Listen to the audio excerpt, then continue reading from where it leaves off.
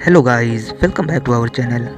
तो जैसा कि लास्ट एपिसोड में हम लोगों ने देखा था कि मास्टर शोयान ने उस पपेट का काम तमाम कर दिया था, जिसके बाद वो लोग 6 मेरिडियन से आगे जा रहे होते हैं ताकि वो लोग पता लगा सकें कि आखिर इस पपेट को कंट्रोल करने वाला कौन था और या किसको एनर्जी प्रोवाइड कर रहा था। मगर वहाँ मौजूद वो ट्राइब के लोग चाहते थे कि मास्टर उनके साथ रहें, मगर मास्टर शोयान उनके साथ रहने से साफ साफ मना कर देते हैं और वो लोग आगे चले जाते हैं। जिसके बाद अगले सीन में हमें दिखाया जाता है कि मास्टर शोयान अपने सभी डिसाइपल्स को लेकर आगे की तरफ जा रहे होते हैं। वो लोग असल में उस शख्स का पता लगाने के लिए जा रहे थे जो कि इस पपेट को कंट्रोल कर रहा था।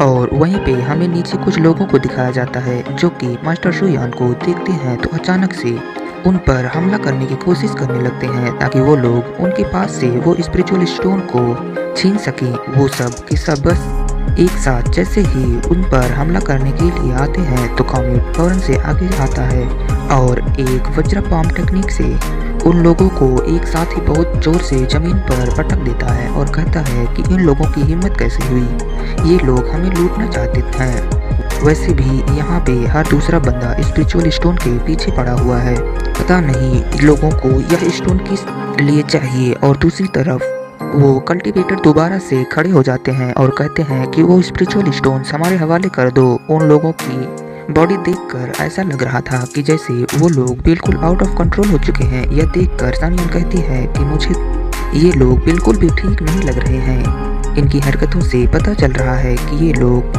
बिल्कुल एबनॉर्मल कल्टीवेटर हैं। इतने में अचानक से चूचू अपने हाथ से कुछ स्पिरिचुअल स्टोन को बाहर निकालती है। वो स्टोन के बाहर आते ही अचानक से वो कल्टीवेटर उस पर स्टोन छीनने के लिए झपट पड़ते हैं, मगर इससे पहले कि वो स्टोन छीन पाते अचानक से वो सभी एक ही झटके में खत्म हो जाते हैं। उन्हें खत्म करने वाली चूचू नहीं बल्कि सानियन थी। वो लोग काफी परेशान थे कि आखिर ये लोग स्पिरिचुअल स्टोन के पीछे क्यों पड़े हुए हैं, आखिर इन स्टोन से इनका क्या काम हो सकता है। और सानियन कहती है कि यहाँ पे कुछ न कुछ गड़बड़ जरूर हो सकता है, ये लोग कुछ अजीब सी हरकतें करने लगे थे। और क्योंकि कोई भी नॉर्मल इंसान कभी भी अपने से ज़्यादा ताकतवर इंसान से कोई भी चीज़ छीनने की कोशिश नहीं करता, और ऊपर से ये लोग 4th और 5th ग्रेड के इमोर्टल्स हैं, मगर इनकी बॉडी के अंदर स्पिरिचुअल पावर बहुत ही कम मौजूद है। ये लोग भी बिल्कुल वैसे ही रिएक्ट कर रहे हैं जैसे कि हम लोगों ने पिछले ट्राइब के लोगों के साथ देखा था।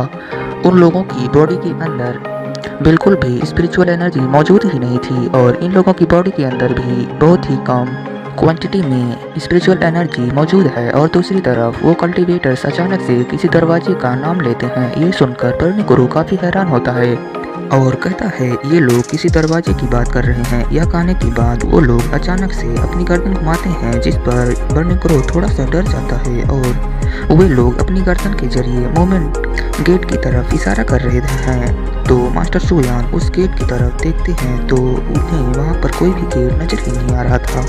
और दूसरी तरफ वो कल्टीवेटर्स अचानक से हंसते हंसते वहीं पे ही गिरकर बेहोश हो जाते हैं और बर्निकुरु कहता है कि ये लोग किसी होली गेट की बात कर रहे हैं।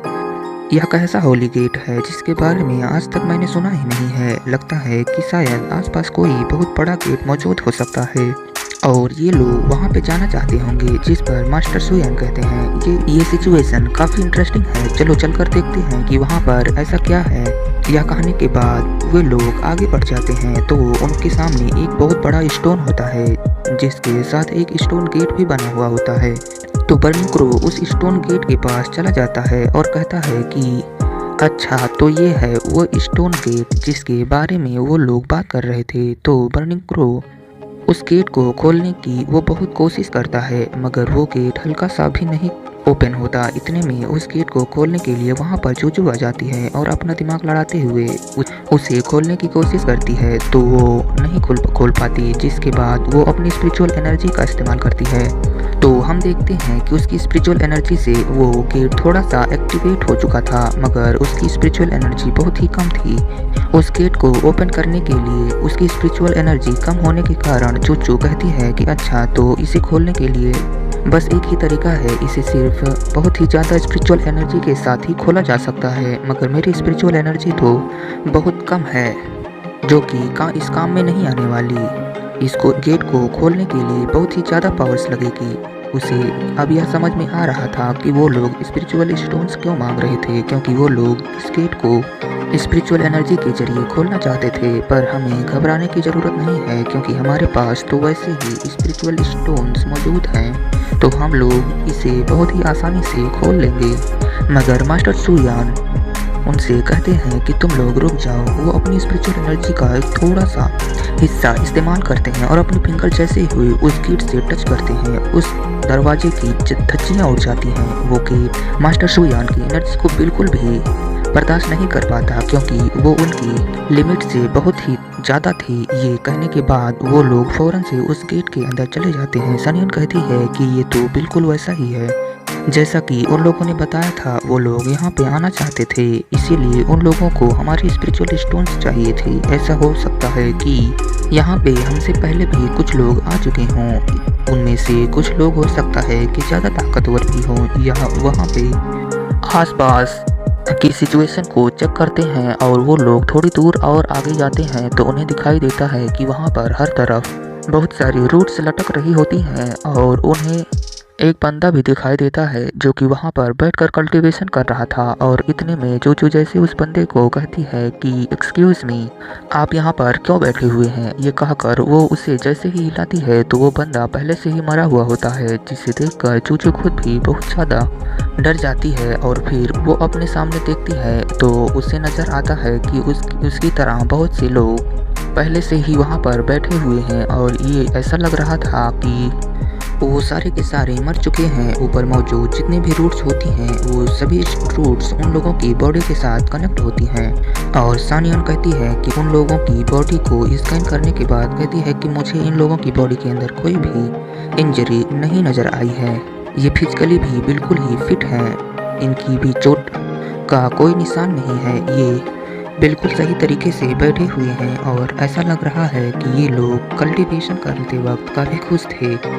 और फिर कॉमिक कहता है कि ऐसा लग रहा है कि जैसे किसी ने इन्हें अपने जाल में फंसाया है। और दूसरी तरफ मास्टर सू यान वो आसपास देखते हैं तो उन्हें ऊपर कुछ दिखाई देता है। वहाँ पर काफ़ी ज़्यादा अंधेरा होने की वजह से वो लोग किसी भी चीज़ को क्लियरली नहीं देख पा रहे थे, इसीलिए मास्टर सू यान अपनी एनर्जी का इस्तेमाल करते हुए उन चीज़ों को विजिबल कर देते हैं, और उनकी एनर्जी जिस भी चीज़ को टच करती है वो एक स्ट्रक्चर के फॉर्म में जैसे था वैसे ही दिखाई देने लगता है। वो लोग क्लियर देख पा रहे थे कि वहाँ पर उनके सामने एक बहुत बड़ा स्पिरिचुअल ट्री है, और उस ट्री की रूट्स हर जगह फैली हुई हैं। तो ये एपिसोड इसी के साथ यहाँ पर एंड होता है। Thanks for watching.